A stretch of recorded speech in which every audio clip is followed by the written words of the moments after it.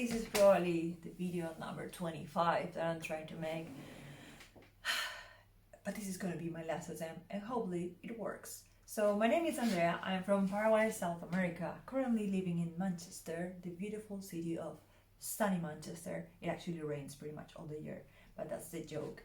Anyway, I'm a Chevening scholar, and the whole purpose of this video is to help you find some inspiration to answer your interview questions that you might be very nervous, excited, anxious about. I know the feeling.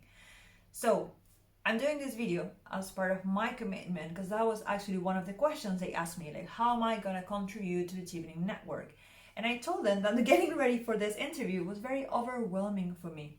Just reviewing all the videos that were available was very overwhelming, and all I got was more anxiety from watching them, because I saw people giving a lot of details, facts, and remembering all this amount of information, and I was like panicking. I don't know all of this. Why do I need to? And no, you don't need to. The whole point of the interview is that they want to get to know you. They want to get to know the person behind those essays, the person behind that resume.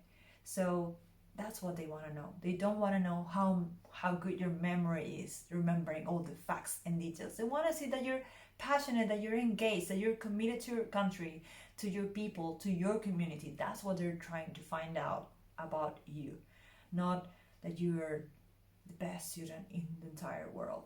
Remember, this is a scholarship for leaders, for people that are making impact and change in their communities, not people that only have A's in the entire essays or grades, whatever. Keep that in mind. So going back to my notes, in order to prepare for the interview, for me it was very useful to write down my answers. I used Google Docs, so everything was automatically saved, and I started writing them down and then practicing these answers without looking at them. So by doing that, I could see the weak spots, like where it was really easy for me to lose track of the points, or it was hard to remember one word, and make them more simple. Short answers, simple, and with a lot of value, because you're going to be nervous and it's very likely that you're going to forget some details. So it's very good to write them down and practice and find the differences between them. Also, know your story. You already wrote amazing essays that I'm sure was really hard to accomplish. I know, it took me a lot.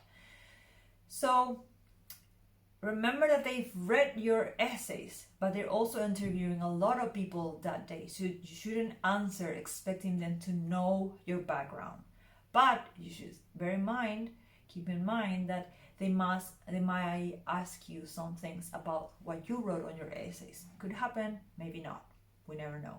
So stick to your story, and this is your chance to add some flavor to that stories you wrote about, to give them some more insights, or maybe to explain, find one of those stories that you talk about and show them how great and why you're so great and why you deserve this scholarship. That's the most important part.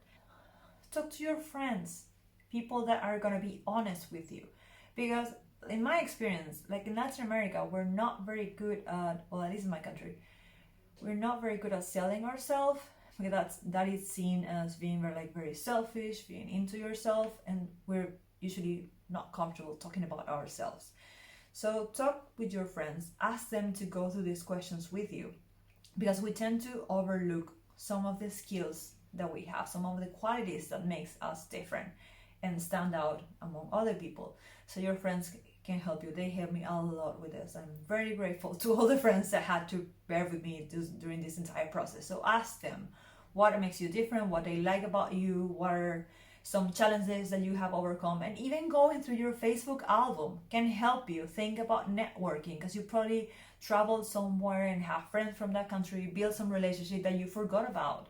So think about your whole life, and the people around you can help you, because you might be nervous and forget about important facts from your story. So why studying in the UK? They're not expecting you to come and be a library rat and stay there 24 hours. That's not what they're looking for you. They want you to experience the country you're going to be, the other countries that are a part of the UK, and be an ambassador for the scholarship and for the United Kingdom. So keep that in mind. Do your research about what you want to see here, what are your favorite bands, the music, museums, places, people you want to meet. Like, show them that you know about the UK, why you want to live here, even though it might rain pretty much all the year. You get used to it. But they're expecting to see that you're not someone with unrealistic expectations, and they want to see that you're prepared for the challenges and difficulties, because there are a lot of challenges. You're far away from home, far away from your precious and tasty food. I'm sorry, I'm just giving you a heads up. You're gonna miss your food, you're gonna miss your friends, the people, and you need to be prepared for tackling those challenges. And they're probably gonna ask you about that too. Where to find inspiration. In my case, I told you these videos were so overwhelming for me that I had the clever idea of going back to Netflix and just see what documentaries, what TV shows, what specials inspired me. Because on these specials, there's a leader, there's someone that's making an impact in the world, and you need to show that example. So in my case, it was watching Abstract: The Art of Design, because I could relate to these people. Each episode has a different character. It could be, for example, there's a woman, I think from Israel. She wanted to be a doctor, then she went to the army, and then she became an architect, and now she's a pioneer in bioarchitecture. So that's weird. Medicine and architecture, no one thought about it before. Kind of like me, environmental sciences, psychology, photography in between, and you need to be able to connect those dots. So for me, those episodes were very inspiring to see other people that were groundbreakers and kind of relate to them and be able to tell a little bit about their story, how I relate to them, and what qualities of leadership that they have I can relate to and apply to my life. Good example.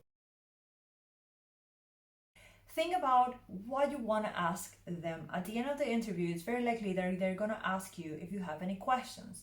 This is your opportunity to show your interest and your level of engagement with the scholarship and the network. In my case, I asked them 2 questions. The first one was related to some opportunity funds. I think that every 2 years or something, they will provide funds for Chevening scholars to run some projects in the country. So I asked them about that.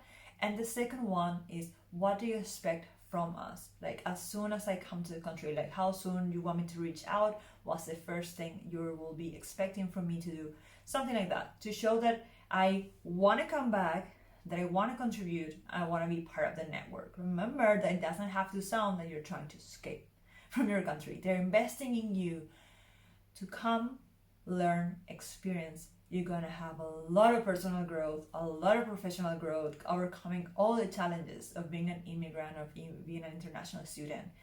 And they are expecting you to go back to your home country and apply all your knowledge to make the world a little better. So you need to show that, keep that in mind. So it's balancing your excitement to come to the UK, but also showing that you have intentions to come back. Remember that. And at the end, show that you're grateful. This was again my second chance to tell them how important the Chevening Scholarship is for me. Because in my case, I'm 33 years old now. Switching careers, going to psychology from being an environmental scientist.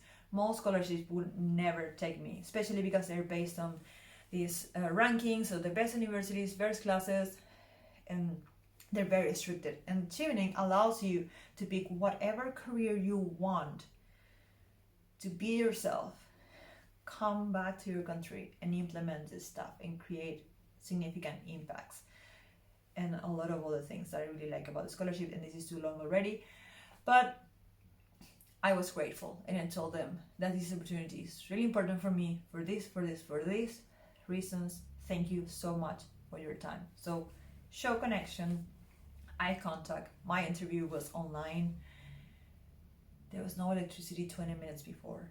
Things can happen, and you need to be ready to solve them and have your interview, even though there might not be electricity and you'll be talking to them on your phone. So that will show your skills, and that's part of coming from a developing country. I don't know. Anyway, this is too long. I hope this was useful for you. Please leave me a comment if it was, and I really hope I help you out, and see you in the UK. Bye.